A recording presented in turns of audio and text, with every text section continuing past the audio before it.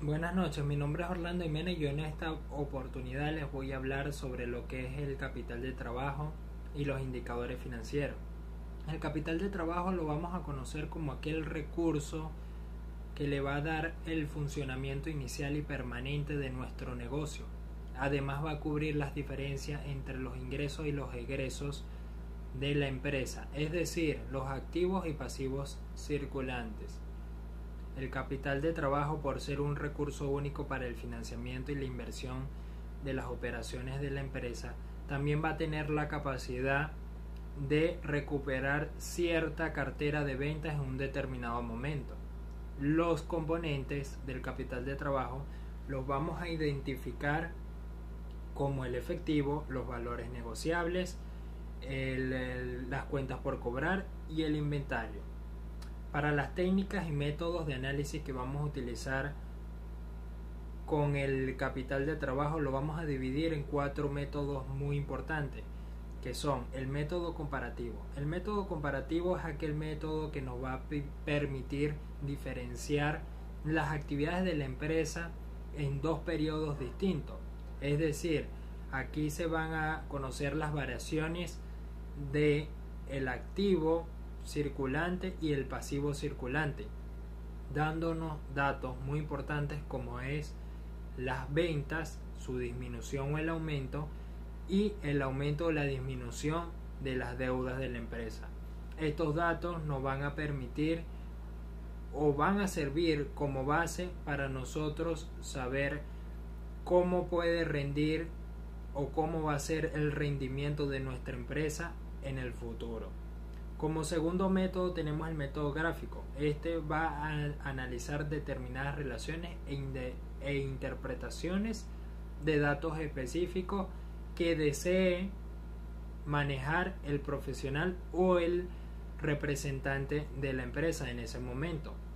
Dichos datos se van a expresar o se van a ver reflejados en gráficos de barra, gráficos circulares o gráficos cronológicos. Dicho método es utilizado para ahorrarnos todos aquellos números que por de alguna manera decirlo son tediosos al momento de hacer el análisis de nuestra situación actual de la empresa. Como tercer método tenemos el método de razones y proporciones financieras. Este va a ser el punto de partida en el que se va a desarrollar la información sobre el estado actual de nuestra empresa. ¿Por qué? Porque aquí vamos a utilizar los indicadores financieros. Los indicadores financieros que son esos instrumentos que van a estudiar de forma detallada cómo se está comportando las operaciones contables de nuestra empresa. Para ello vamos a nombrar 4 razones o indicadores financieros indispensables para determinar la situación actual de nuestra empresa. Empezando por la razón de liquidez.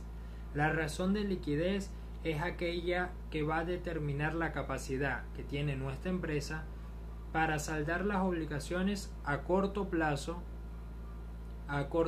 donde se van a manejar los periodos de cobranza y los días totales que se necesitan para la venta de nuestro inventario.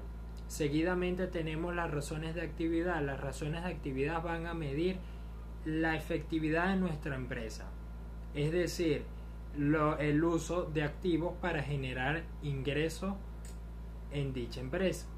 También tenemos las razones de rentabilidad. Las razones de rentabilidad van a medir la capacidad que tiene la empresa de generar utilidades, es decir, las utilidades, bien sea a través de las utilidades brutas, estudios de las utilidades brutas, utilidades de operaciones y utilidad neta.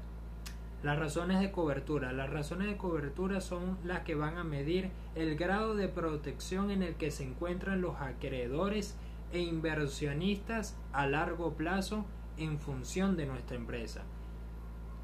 Y como último método tenemos el método de estado de cambio en la posición financiera del capital de trabajo. Este es un método que va a estar dedicado únicamente al análisis y el estudio del capital de trabajo, es decir, cuáles son las fuentes y los usos que se le van a dar al capital de trabajo durante un periodo determinado, con la finalidad de saber cuáles fueron las actividades de financiación e inversión que se utilizaron para obtener un ingreso en nuestra empresa. Muchas gracias, espero les haya gustado.